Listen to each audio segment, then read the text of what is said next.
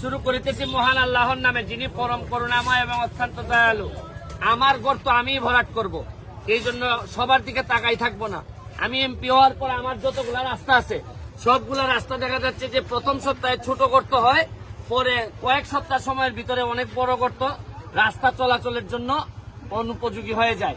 এই জন্য আমি সিদ্ধান্ত নিয়েছি আমাদের গর্ত ভরাট করার জন্য, রাস্তার গর্ত ভরাট করার জন্য নিজেরাই ট্রাক্টর কিনে, আমরা কিনি নাই, দুইজন আমাকে উপহার হিসেবে দিচ্ছেন, 2টা ট্রাক্টর দিয়ে আমরা এলজিডির কাছ থেকে, এলজিডি উনি আমাদের একজন ইঞ্জিনিয়ার, ওনাদের অ্যাকশনের কাছ থেকে আমরা কিছু বিটুমিন নিছি, নিয়ে কিছু পাথর নিছি, নিয়ে বালু নিয়ে আমরা এখন পুরা মাধবপুর এবং সোনারঘাট 2 উপজেলায় এই ট্রাক্টর সবসময় চলতে থাকবে এবং এই বিটুমিন আর পাথরের মধ্য দিয়ে আমরা রাস্তা ভরাট করব।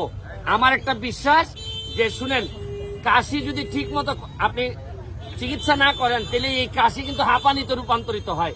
রাস্তার ক্ষেত্রেও গর্ত ভরাট যদি আপনি না করেন তখন পরবর্তীতে এই গর্তের কারণে রাস্তা পুরোপুরি নষ্ট হয়ে যায়। আপনাদেরকে দেখাচ্ছি যে কি কি এইদিকে আসো। হ্যাঁ, এই দেখেন, এটা এই সৌজন্যে মালেক জাপানি, উনি আমাদেরকে এই চাষটা দিছে। এখন গাড়ির মধ্যে কি কি আছে দেখাও। এই যে এই গাড়িটার মধ্যে থাকবে, এই যে সামনে এই যে দেখেন, এটা হচ্ছে পাথর আছে আর বিটুমিনেরটা কই দেখি, এখানে আরে আমার কাজ শেষ করে দিতে অনেক বড়। এই সরো, তুমি সরো, এই যে নষ্ট হইতেছে কাজ। এই যে এই বিটুমিনের জন্য ধন্যবাদ জানাচ্ছি আমাদের হবিগঞ্জের অ্যাকশন মহোদয়কে, যে উনি আমার বিটুমিন দিয়ে সহযোগিতা করার কারণে এখন আমার এলাকার যে রাস্তার গর্ত এইটা ঠিক আছে। হ্যাঁ, এইটা তো হবিগঞ্জের জেলাতে থেকে অনেক অফিসাররা জানেন না কখন গর্তগুলা হচ্ছে। এই জন্য আমরা দেখায় যদি 2-3 জন কাজের লোক দিয়ে যদি এটা করাইতে পারি তাহলে কিন্তু আর কোনো সমস্যা হয় না। এই জন্য আমার এই ধারণাটা যদি আপনাদের ভালো লেগে থাকে, সব এলাকায় আপনারা এটা ব্যবহার করতে পারেন।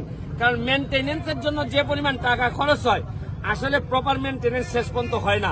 বিভিন্ন দুর্নীতি, চুরি চামারির কারণে শেষ পর্যন্ত আর কিছুই করা যায় না। তাই আমি বলছি যে এই প্রজেক্টটা হাতে নিয়ে দেখেন, আপনার এলাকাটারে আপনি সেভ করতে পারবেন। আজকের মতো বিদায় নিচ্ছি।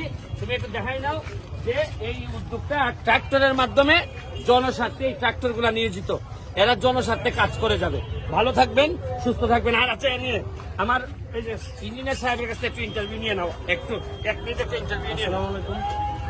এলজিডি সারা বছরই এমএমটির কার্যক্রম করে থাকে, কিন্তু আমাদের ডিস্ট্রিক্ট লেভেলে একটা থোক বরাদ্দ আসে, সেটা ডিস্ট্রিক্টের এক্সটেনশন যতগুলো উপজেলা আছে উপজেলার এমএমটির একটা লিস্ট করে যে কিভাবে সেটা সমবন্টন ভাবে করে, জরুরিভাবে করে।